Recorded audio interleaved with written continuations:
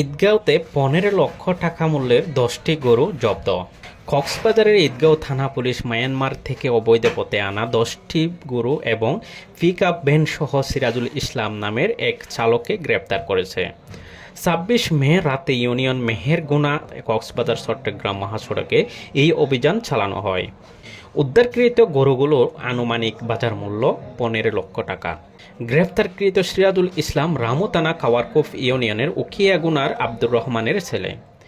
ঈদগাঁও থানা সূত্রে জানায়, মহাসড়কে চেকপোস্ট স্থাপন করলে রামু উপজেলা পানিছড়া বাজারের দিক থেকে ঈদগাঁও গরু বাজারের দিকে আসা একটি সন্দেহজনক পিকআপে থাকা দুইটি ব্যক্তি নেমে ধান ক্ষেত দিয়ে পালিয়ে যায়।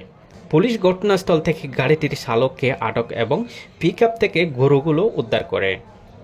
সরকারি শুল্ক ফাঁকি দিয়ে বিক্রির উদ্দেশ্যে গরুগুলো ঈদগাঁও বাজারে নিয়ে যাওয়া হচ্ছিল বলে দাবি থানা পুলিশের। ঈদগাঁও থানার অফিসার ইনচার্জ এটিএম সিফাতুল মাজদার জানান, এ ঘটনায় ঈদগাঁও থানায় একটি নিয়মিত মামলা রুজু করা হয়েছে।